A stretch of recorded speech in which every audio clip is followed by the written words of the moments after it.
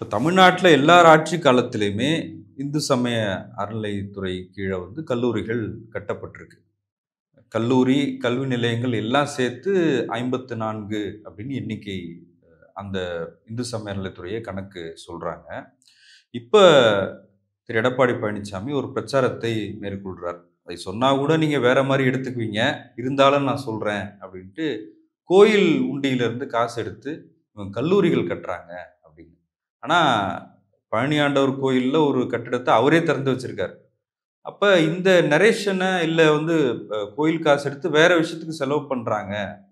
அது கோயில் தானே கட்டணும் அப்படின்னு சொல்ற விஷயங்கள எப்படி பார்க்குறீங்க? சார், இந்து மதம்னு இப்ப நம்ம சொல்றது திடுதிப்புன்னு ஒரு நாள் உருவான மதம் கிடையாது. அது ரொம்ப காலமா ஹிஸ்டாரிக்கலி லேயர் மேல லேயர் மேல லேயர் அடிக்கடிக்கு உருவாக்கப்பட்ட மதம். இப்ப ஆரம்ப கால நிலை என்னன்னா, ஒரிஜினல் இந்து மதம் பெண்கள் பெண்களுக்காகவே அவங்களே உருவாக்கிக்கிட்ட மதம். எனக்கு இன்னைக்கு பிரசவம், என் குழந்தைக்கு உடம்பு சரியில்ல, எனக்கு எந்த சாமியாவது கும்பிட்டா தான் மனசு ஆறும்ன்றப்போ பெண்கள் தானாவே சாமிய உருவாக்குவாங்க. அதனால தான் அந்த அம்மனுக்கெல்லாம் தான் தோன்றிய அம்மன்லாம் பேர் இருக்கும். திடீர்னு ஒரு அம்மன், திடீர்னு ஒரு பிள்ளையார அவங்களே உருவாக்கி கும்பிட ஆரம்பிச்சுருவாங்க. அதுக்கு கொஞ்சம் நெறைய பேர் சேர்ந்து கும்பிட ஆரம்பிச்சா, அது பெரிய கோயிலாயிடும். ரொம்ப நெறைய பேர் கும்பிட்டா, அது பெரிய பெரிய கோயிலாயிடும். இப்படிதான் இந்து மதத்துல முதல்ல வழிபாட்டு முறை இருந்தது. அதற்கு இது அன்ஆர்கனைஸ்டு ரிலிஜன். யாரும் அதுக்கு தலைவர்லாம் கிடையாது. அப்படியே தானா தோன்றுகிற ஒரு மதம். அதுக்கப்புறம் ஆண்கள் கொண்டு வந்த மதம் இருந்தது. ஆண்களுக்காக உருவாக்கப்பட்ட மதங்கள் தான் ஆசீவகம், ஜெயினம், பௌத்தம் எல்லாம் ஆண்களுக்காக பொண்டாட்டி விட்டு ஓடி போய் உருவாக்கின மதம் இதெல்லாம். பெண்கள் அவங்க ஆத்மா புனிதமானது இல்ல. அவங்க முக்தி அடைய முடியாது. அவங்க மோசமானவர்கள். அவங்க நம்மள மயக்கிடுவாங்க. அவங்க கிட்ட போகாதீங்க. பெண் வழி சேரேல் அப்படின்லாம் சொல்லி ஆண்கள மட்டும் தனியா ஒதுக்கி கூட்டிட்டு போய் சன்னியாசியாக்கி எங்கேயோ ஒரு குகையில கொண்டு போய் உட்கார வைக்கிற மாரி இந்த மதம் இருந்தது. அதற்கப்புறம் ஜனத்தொகை குறையுது. இப்போ ஒரு பௌத்த ராஜா இருக்காருன்னா, அந்த ஊர்ல பாப்புலேஷன் குறைஞ்சிரும். ஏன்னா எல்லாரும் துறவறத்துக்கு போயிட்டா யார் குழந்தை பெப்பா? குழந்தையே இல்லன்னா, அந்த ராஜா யார ஆட்சி செய்வார்? அது மாரி போர் வந்ததுன்னா யார் போருக்கு போவா? அப்போ கொஞ்ச நாள் கழிச்சு திரும்ப அப்போ சைவமும், வைணவமும் இங்க தழைத்து ஓங்கியது. சைவத்தோட பிலாசபி நீங்க பார்த்தீங்கன்னா, சிவன் மனைவியோட இருக்கிறதுக்காக வர நாள் தான் சிவராத்திரி. சிவன் பொண்டாட்டியோட சந்தோஷமா இருப்பாரு. அவங்களுக்கு குழந்தைலாம் பொறந்தது. வருஷா வருஷம் சிவனுக்கு கல்யாணம் பண்ணி வைப்பாங்க. எல்லா ஊர் கோயில்லயும், எல்லா ஊர் சாமிக்கும் கல்யாணம் பண்ணி வைப்பாங்க. ஏன்னா, அப்பதான் பீப்பிள் மீட் பண்ணுவாங்க. பேசுவாங்க, சிரிப்பாங்க. நெறைய ப்ரோகிராம்ஸ் நடக்கும்.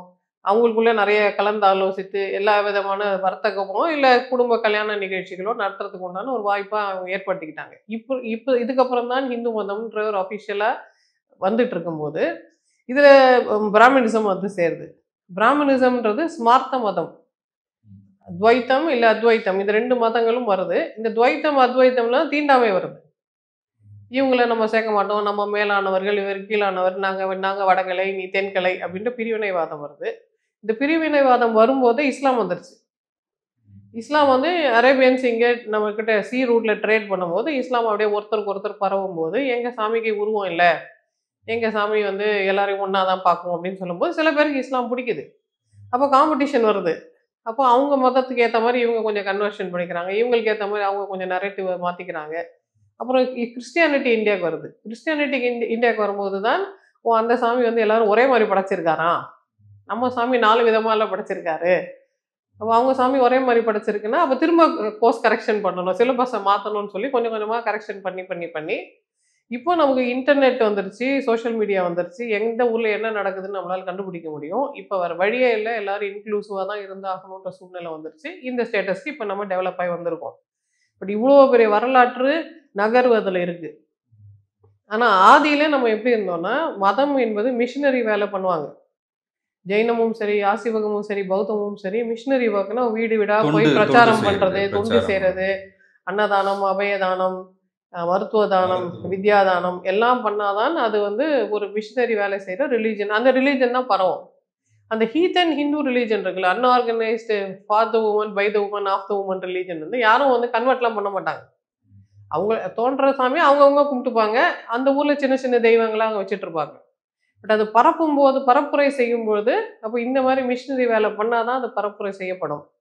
எல்லா ஊர்லயும் இதே பிரின்சிபிள்ஸ் தான் அவங்க ஃபாலோ பண்றாங்க.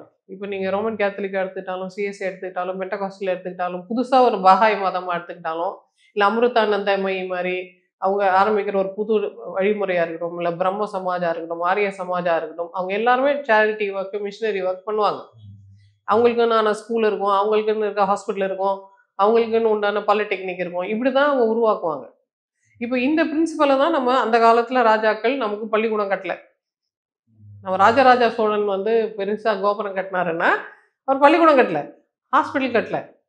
அவங்க தங்கச்சியோ அக்காவோ கட்டியிருப்பாங்களே தவிர அவர் கட்டல.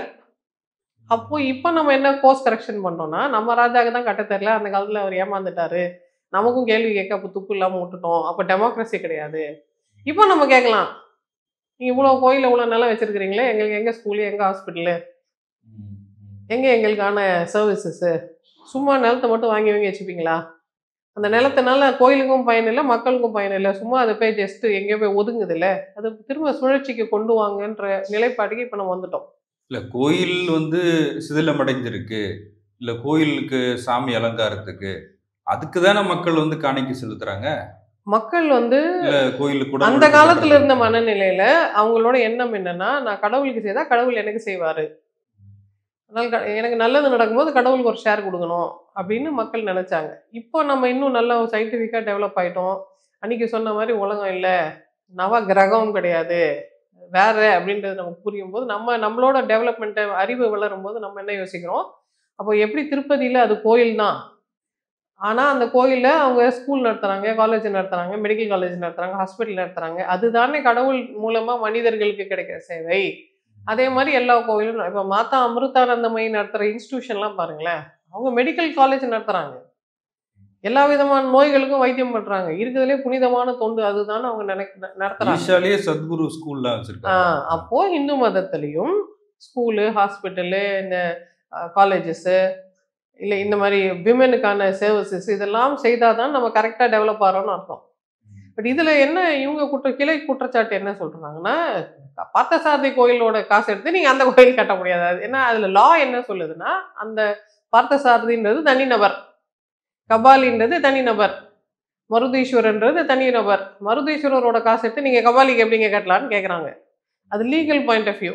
மேபி அனுமதிக்குது, அதுக்கப்புறம் தான் ப்ரொசீட் பண்றாங்க. இன்னொன்னு இடம் வேணும்ல, எங்க இடம் இருக்கோ அதுக்கான வாய்ப்பு இருக்கோ அதான கவர்மெண்ட் பண்ணுவாங்க. கவர்மெண்ட் எல்லாம் நீங்க அவ்வளவு அழகா நம்பிடக்கூடாது சார். கவர்மெண்ட் எலெக்ஷன் டைம்ல எங்க கட்டினா அவங்களுக்கு பேர் வரும் அங்கதான் கட்டிப்பாங்க எல்லாரும். அதுவும் அந்த கோயில் பேர் தானே வருது.